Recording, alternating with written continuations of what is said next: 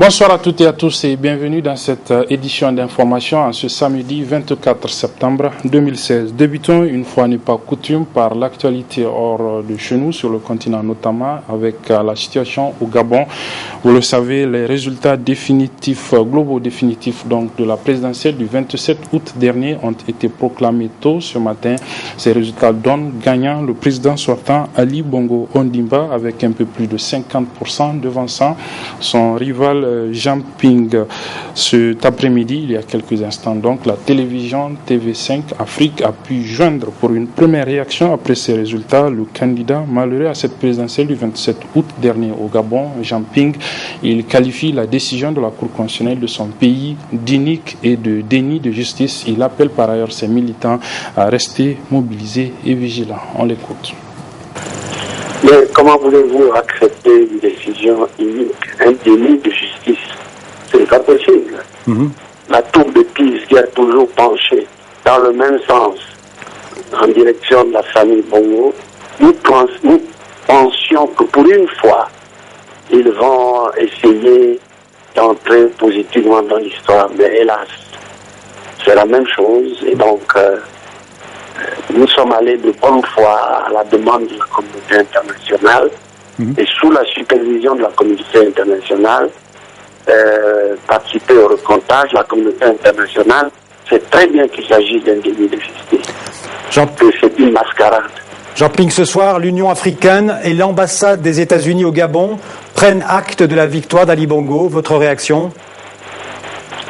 Mais écoutez, s'ils prennent acte de l'élection d'Ali Bongo, ça veut dire que c'est comme d'habitude, hein? C'est comme ils font habituellement. Vous vous considérez toujours ce soir comme le président légitime du Gabon? Ce n'est pas un problème de se considérer ou de ne pas se considérer. Il y a les faits, et les faits sont là. J'ai été élu, tout le monde le sait. Vous le savez, tout le monde le sait. Donc c'est ça, ne pas se considérer. Jean-Ping, qu'est-ce que vous allez faire? Qu'est-ce que vous allez faire? Qu'est-ce que vous allez faire dans les prochains jours? Quelle est votre stratégie aujourd'hui pour le Gabon? Nous pensons que la justice finira par triompher tôt ou tard. Et que notre combat pour instaurer l'état de droit, pour instaurer la justice, pour instaurer l'alternance, finira tôt ou tard par triompher. Qu'est-ce que vous demandez à vos partisans ce soir? Je leur demande de rester vigilants et de rester mobilisés. Voilà, c'était donc Jean Ping, le candidat malheureux à la présidentielle du 27 août dernier au Gabon. Les résultats ont donc été proclamés tôt ce matin par la Cour constitutionnelle après le décomptage des voix au niveau donc d'une des provinces, comme l'a demandé le candidat Jean Ping. Le président ainsi réélu, Ali Bongo Ondimba, a aussitôt réagi. Le résumé donc de la proclamation de ces résultats ainsi que de la réaction du président réélu et des partisans de Jean Ping dans ce reportage signé toujours par notre confrère TV5 Afrique. La décision était très attendue, près d'un mois après la présidentielle contestée au Gabon. La Cour constitutionnelle a rendu son arbitrage dans la nuit. Sans surprise, elle valide la victoire du président sortant Ali Bongo. Est proclamé élu Ali Bongo Ondimba. 50,6% pour Ali Bongo contre 47,2% pour Jean Ping. Taux de participation 57,3%. Avec une avance de 11 000 voix pour Ali Bongo selon la Cour, contre 6 000 jusqu'ici d'après les résultats officiels provisoires. À noter que la présidente de la Cour constitutionnelle est par ailleurs la belle-mère d'Ali Bongo. Le président officiellement réélu appelle au dialogue politique. J'appelle donc tous les responsables politiques, y compris les candidats malheureux de la présidentielle du 27 août dernier, à travailler avec moi, dans le respect de nos différences, certes, mais animés de la volonté de situer l'intérêt supérieur de la nation au-dessus de nos intérêts particuliers et partisans. Pour sa part, Jean Ping, qui n'a pas obtenu gain de cause sur le recomptage des voix dans le Haut-Ogooué, fief familial de la famille Bongo, il s'affichait souriant ce samedi à son quartier général. Accepte-t-il la défaite? Ses partisans évoquent une mascarade. on a servi au peuple gabonais une mascarade électorale. Et là, c'est une très grande déception totale. À Libreville, forte présence des forces de l'ordre, les habitants de la capitale ont fait le choix en grande majorité de rester chez eux. Le souvenir des émeutes meurtrières du 30 août y est sans doute pour quelque chose. L'opposition a fait état par ailleurs de plusieurs arrestations dans ses rangs ces derniers jours, notamment à Port-Gentil. Retour cette fois-ci au pays avec justement le retour au pays pour les pèlerins nigériens partis pour le Hajj 2016 au lieu saint de l'islam. Les pèlerins notamment de l'agence Al-Muzdalifa, ils sont rentrés aux environs de 2h du matin à l'aéroport international Diori Hamani de Niamey. Le sourire aux lèvres en présence de notre reporter Nasser Dantofo. C'est aux environs de 2h du matin que le Boeing 737-800 de la compagnie Air Maroc a foulé le tarmac de l'aéroport Diori Hamani à son bord. Les pèlerins de l'agence Al-Muzdalifa, pèlerins qui rentrent ainsi au Bercail avec un sentiment d'avoir accompli un Hajj Mabrouk. Vraiment, on a été bien accueillis. Le Hajj s'est bien passé. Et on a vraiment eu une surprise parce que l'organisation a été très différente par rapport à celle de l'année passée. Donc vraiment, en tout cas, la manière dont ils organisent le Hajj cette année, on a eu beaucoup plus de facilité sur le déplacement, et même le rite, la manière dont on a programmé les pays pour faire le tawaf. Chaque pays passe après l'autre pays, donc vraiment on est vraiment satisfait. On n'a pas eu de difficultés. Ils se sont bien occupés de nous, oui. Le logement, on est bien entretenu, on mange bien, on est bien cadré.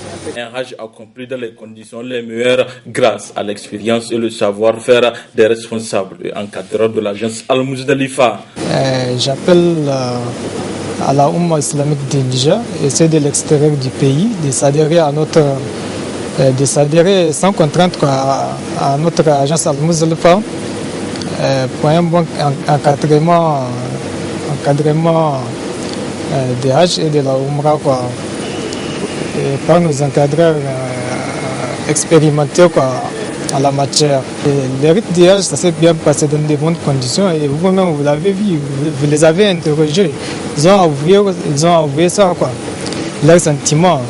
Pour le moment, il n'y a que notre patron, le DG, Alaji Issa Ismaël, qui est de l'autre côté. Et sinon, tous les pèlerins sont à vous, sont tous rentrés au pays. Un Hajj Mabrouk, c'est le credo de l'agence Al-Muzdalifa. Ainsi, pour les futurs pèlerins, les portes de Al-Muzdalifa vous sont déjà ouvertes pour vos inscriptions pour un pèlerinage à la Mecque bien accompli. Cela fait 20 ans qu'un partenariat lie la radio allemande Deutsche Welle à la radio privée Amfani. Ces 20 années de partenariat sont célébrées depuis hier à travers plusieurs activités en présence de certains responsables de cette radio allemande, la Deutsche Welle. Les activités commémoratives donc de ce 20 ans de partenariat ont débuté hier au niveau du centre culturel Oumaruganda de Niamey à travers une conférence débat en langue Hausa, le Hausa étant le programme repris par la radio Amfani de la Deutsche Welle. Donc, le thème de cette conférence débat était les problèmes de l'école nigérienne. Ali Sissé Ibrahim et Soumaila Abdoulaye nous résument cette conférence débat. Cela fait 20 ans que la radio Amfani entretient un partenariat avec la radio allemande Deutsche Welle, un partenariat inscrit dans la dynamique de renforcement de la démocratie, des droits de l'homme et de la liberté. Ainsi, pour célébrer les 20 ans de collaboration entre Amfani et la Deutsche Welle, un débat a été organisé au CCOG autour du thème de l'éducation. Un débat animé en Hausa qui a permis de mettre à nu les mots qui minent le secteur éducatif. Ainsi, pour le ministre de l'Enseignement supérieur, le principal problème réside dans la contractualisation qui a permis à n'importe qui de devenir enseignant. Une affirmation que le secrétaire général du SNEN, Mohamed Arzika, a acceptée tout en précisant que le souhait de son syndicat est d'aboutir à la suppression de la contractualisation. De son côté, Hussein Sambo, secrétaire général de l'USN, de dire que la régression de l'enseignement au supérieur réside entre autres dans le fait que l'université manque d'infrastructures et d'enseignants attitrés pour assurer l'encadrement. Quant à Mariam Chibkao, chargée de suivi de la scolarisation des jeunes filles, le problème est réel et il y a lieu de réagir au plus vite pour trouver ensemble des solutions. Toujours au cours de ce débat, les participants n'ont pas manqué de donner leur avis à l'exemple de Doudou Rahma, pour qui la cause des problèmes de l'enseignement au Niger provient des décideurs qui n'utilisent pas leur intelligence avec raison pour asseoir des principes bénéfiques. Intervenant à cette occasion, le ministre de l'Enseignement primaire de dire que le problème de l'école nigérienne concerne tout le monde et il demande la participation de tous ceux qui sont capables afin de pouvoir le résoudre. Ainsi, il est évident que ce débat en Hausa conduit à l'occasion des 20 ans de partenariat entre la radio Amfani et Deutsche Welle a été enrichissant car il a permis de dévoiler les problèmes de l'école nigérienne tout en mettant l'accent sur le retour à l'orthodoxie afin de sauver l'école nigérienne. Voilà, en l'honneur justement des responsables de la Deutsche Welle présents pour la célébration de ces 20 ans de partenariat avec la radio Amfani, les responsables de la radio Amfani ont offert hier soir un dîner à ces responsables donc au niveau de l'hôtel Sahel. C'était en présence de nos reporters Soumel Abdoulaye et Adamou Soumana. Le public présent à cette soirée de gala organisée en l'honneur de 2 décennies de partenariat entre le groupe de presse Amfani et la Voix de l'Allemagne a été gratifié d'un spectacle riche en couleurs faisant ressortir la diversité culturelle du Niger. Une cérémonie récréative rehaussée par la présence des responsables des 2 organes partenaires et de plusieurs invités de marque au rang desquels des personnes qui ont œuvré pour le raffermissement de ce partenariat. Un partenariat vivement loué par les représentants de la Deutsche Welle. Ça fait une bonne vingtaine d'années, ce qu'il faut faire d'abord, d'être amis et d'avoir la confiance l'un dans l'autre pour coopérer pendant une si longue période. J'en suis très reconnaissante et très émue aussi de nous avoir accordé une telle réception à la Deutsche Welle ici à Niamey et d'ailleurs partout dans le pays, car j'ai fait un petit voyage en arrivant et la réception était à merveille également. Les 20 ans de partenariat avec Amfani sont pourtant un événement à fêter. Du côté du partenaire nigérien, l'on se réjouit également de l'exemplarité de ce partenariat qui a été bénéfique pour le groupe Amfani et ses agents. Nous avons fait un long combat. Et ce long combat-là, nous avons avec nous des anciens. Et les anciens-là, c'est notamment la Deutsche Welle fait partie de ces anciens. C'est un média mondialement reconnu. Et aujourd'hui, c'est une consécration de notre confiance commune. Aujourd'hui, le Niger a évolué. Cette évolution, c'est grâce à votre partenariat. Parce que nous avons relayé Deutsche Welle au niveau de l'intérieur du Niger, mais vous nous avez relayé sur le plan mondial. Nous étions là quand ce partenariat était né. Il s'est développé et on lui a donné un contenu très productif. Je suis un pur produit de ce partenariat Deutsche Welle et Amfani. À noter qu'à cette occasion, un certificat de reconnaissance a été délivré au président directeur général du groupe de presse Amfani, Gréma Boukar, pour ses multiples efforts en vue du raffermissement de ce partenariat. Ainsi, pour finir la soirée en beauté, les invités se sont retrouvés autour d'un dîner gracieusement offert par Amfani. Autre soirée, toujours hier soir, cette fois-ci dans un autre cadre, il a été organisé par l'ambassadeur du Royaume d'Arabie Saoudite au Niger à l'occasion du 86e anniversaire de la fête nationale de son pays. C'était à sa résidence en présence de plusieurs autorités civiles et militaires nigériennes. C'était également en présence de nos reporters Abdel Nasser Seydou et Michel Deji. C'est une cérémonie qui commémore la réunification de ce pays, faisant de lui un royaume unitaire dont le premier roi fondateur fut Abdelaziz Ben Abdurrahman Al-Faisal, succédé par ses illustres fils, jusqu'au roi actuel, le serviteur des 2 saintes mosquées, le roi Salman Ben Abdelaziz Al-Saoud, auquel hommage solennel fut rendu par le diplomate saoudien. s'emploie à poursuivre cette marche glorieuse pour le développement et le progrès de ce pays et de son peuple, afin de le hisser au rang du pays le plus avancé. Et avant tout, le royaume est la terre qui abrite la Kaaba, le lieu vers lequel plus de 1,5 milliard de musulmans dans le monde s'orientent dans leurs prières quotidiennement. L'autre axe de ce discours est basé sur la coopération entre les deux pays qui sont sur de bons rails, a annoncé l'ambassadeur du royaume saoudien au Niger, et le gouvernement en convient. Et je voudrais faire une mention spéciale à l'ambassadeur turc. C'est depuis qu'il est au Niger, les relations entre le Niger et l'Arabie Saoudite ont changé de face. Ça, je ne le dis pas parce qu'il est là, c'est la vérité. Nous avons avec nous un frère qui est attentif à toutes les questions qui peuvent faire l'objet d'un échange fructueux entre le Niger et l'Arabie. J'ai vécu les accords de coopération qui ont été signés sous sa houlette. J'ai vu combien il est attentif aux besoins du Niger en matière de santé, en matière d'éducation.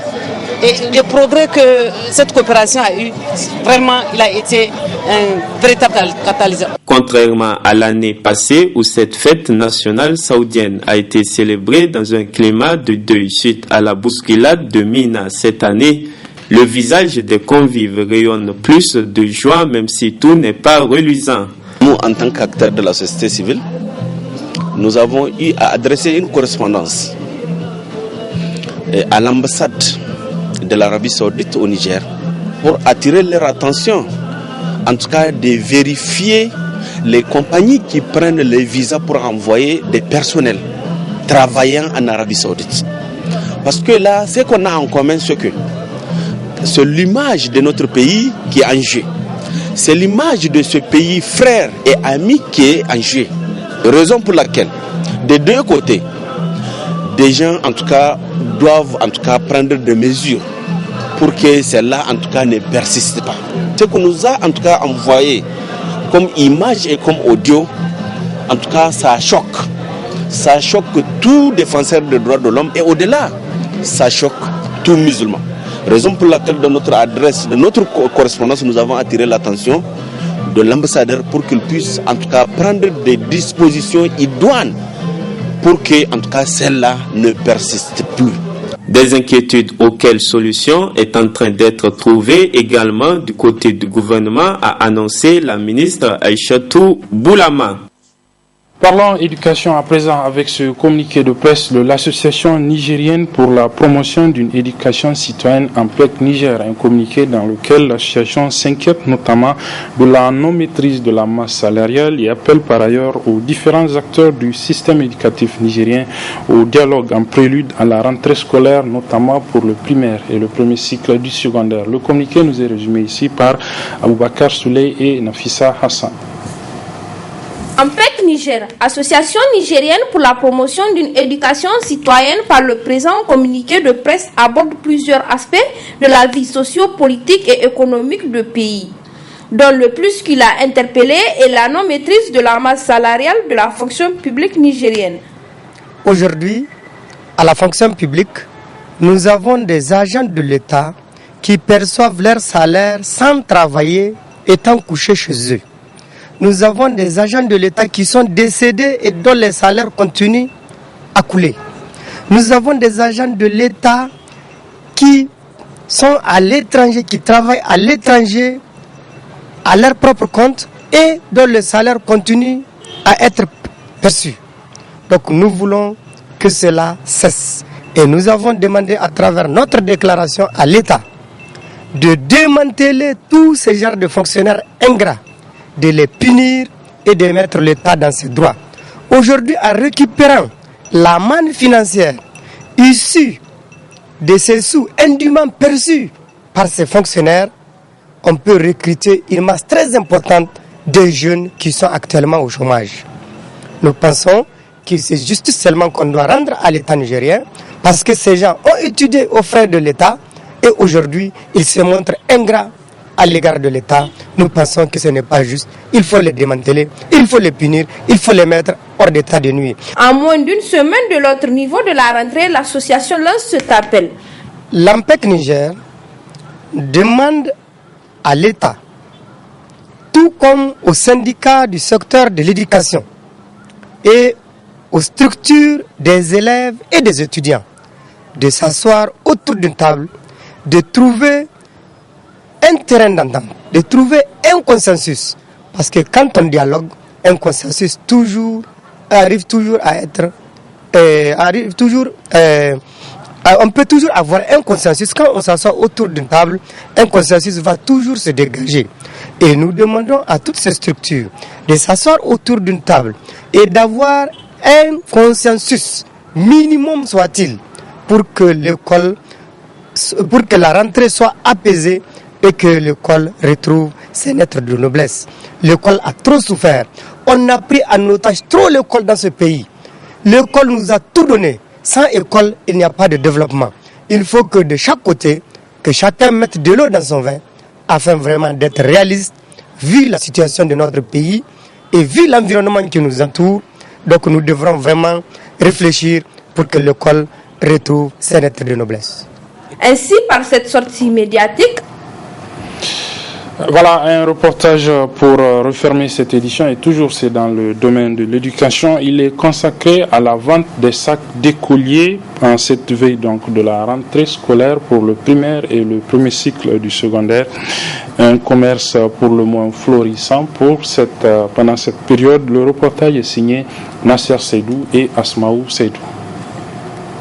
L'occasion crée le larron, dit-on, car à quelques jours de la rentrée scolaire, leur commerce semble avoir le vent en poupe. C'est celui des sacs scolaires. Seul bémol, malgré leur abondance sur le marché, les clients, eux, se font rares. On est à l'approche de la rentrée, mais nous constatons vraiment ces derniers temps-là une crise dans vraiment la capitale. Parce que si vous voyez, auparavant, comment dirais-je, la façon dont on vendait les sacs avant, c'est pas de la même façon que maintenant les gens viennent. Les clients ne viennent pas en quantité.